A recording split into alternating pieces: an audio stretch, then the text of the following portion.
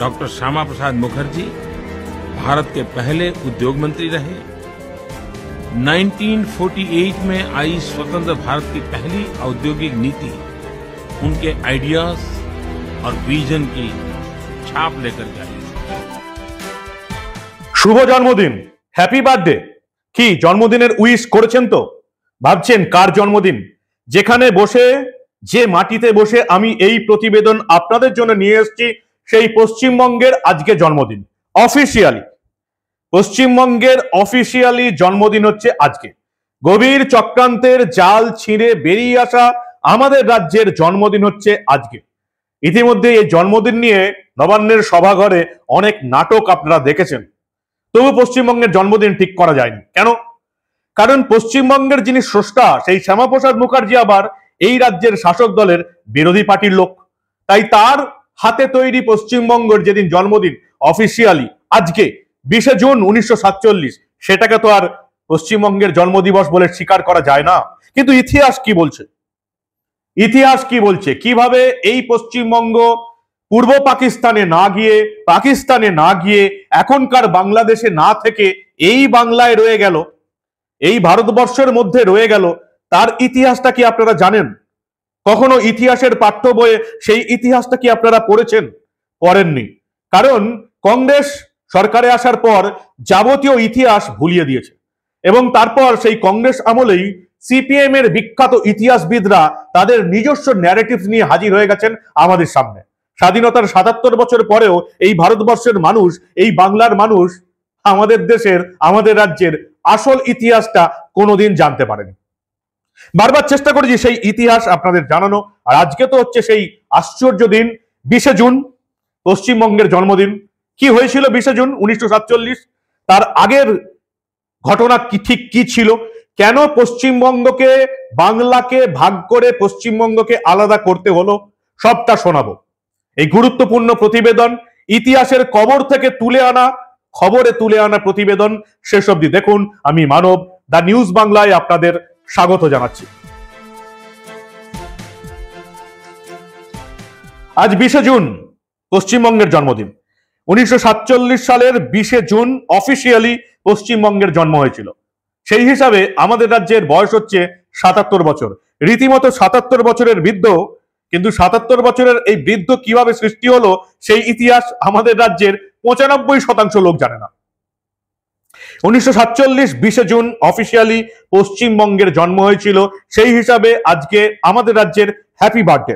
শুনতে খুব খারাপ লাগলেও বাংলা থেকে পশ্চিমবঙ্গ এবং পূর্ববঙ্গ আলাদা হয়েছিল ধর্মের ভিত্তিতে।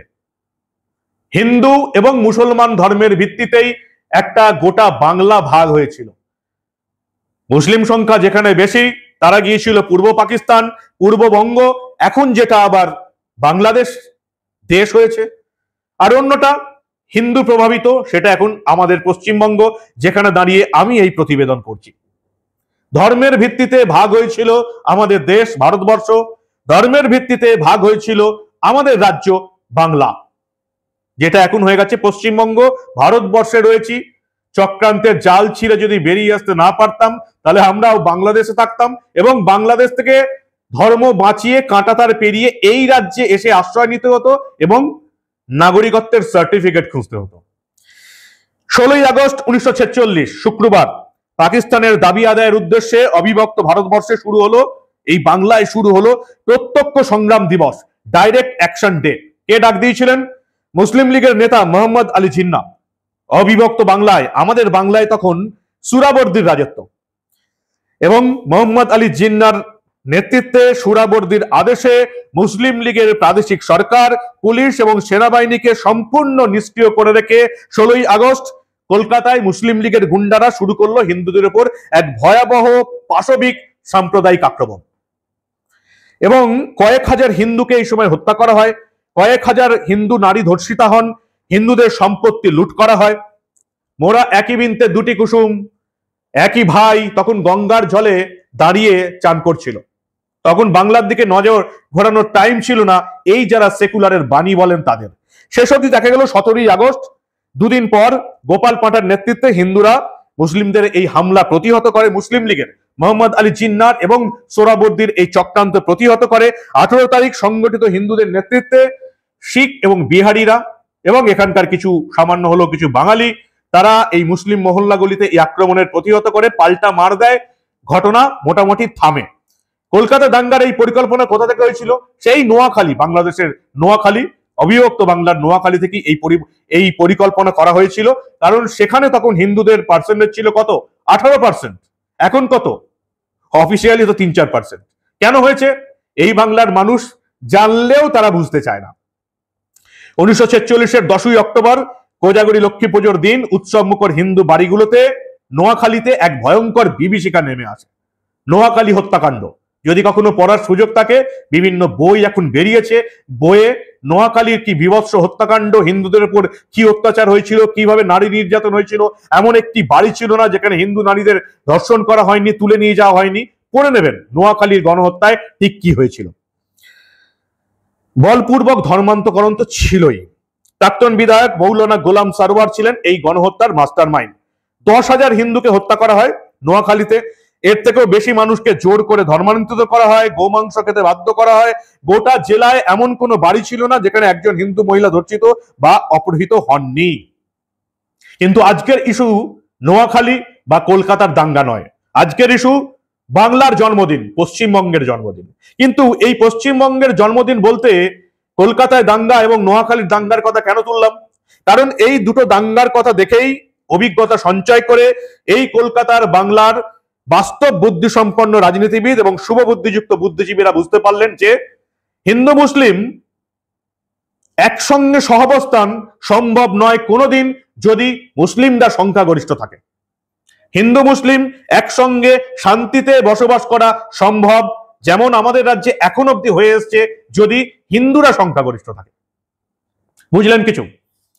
ইরান, আফগানিস্তান, পাকিস্তান, বাংলাদেশ এবং শেষে একদম আমাদের পশ্চিমবঙ্গের জেলা মুর্শিদাবাদ, যেখানে তৃণমূলের বিধায়ক হুমায়ুন কবির বলছেন আমরা 70%, ওরা 30%, ভাগীরথীর জলে ভাসিয়ে দেবো, না হলে আমার নাম বদলে রাখবেন।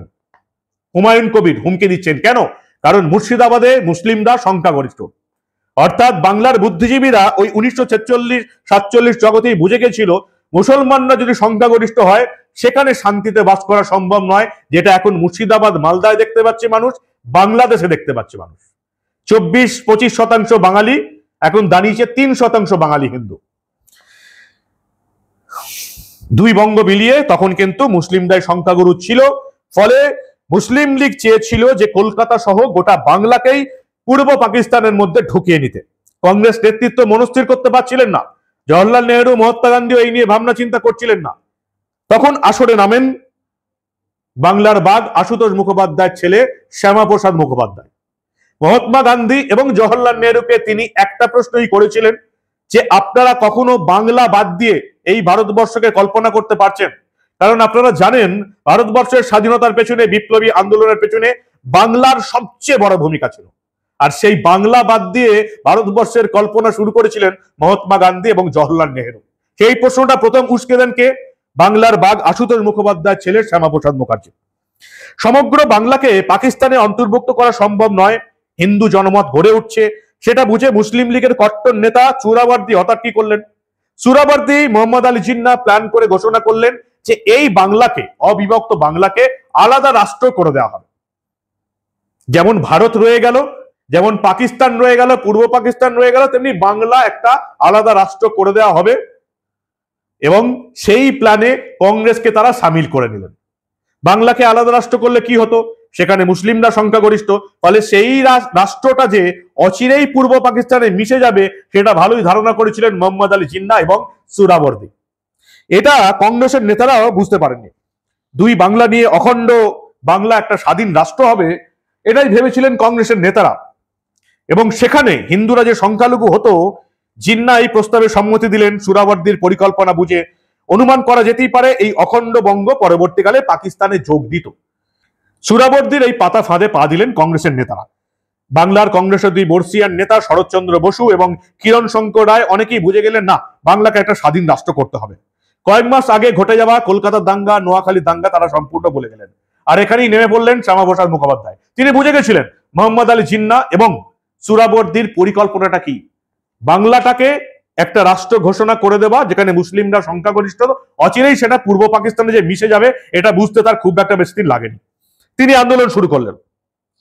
আমরা দেখলাম 1947 ফেব্রুয়ারি মাসে তিনি বাঙালি হিন্দুদের একত্রিত করলেন, হিন্দু মহাসভার নেতৃত্বে একটা কমিটি গঠন করলেন, নিজে সারা বাংলা চষে বেড়াতে লাগলেন, বড় বড় জনসভায় ভাষণ দিয়ে মানুষকে বাংলা ভাগের প্রয়োজনীয়তা বোঝাতে লাগলেন। অর্থাৎ জিন্নাহ এবং নেহেরু নিজের নিজের অংশ পেতে ভারত ভাগ করলেন।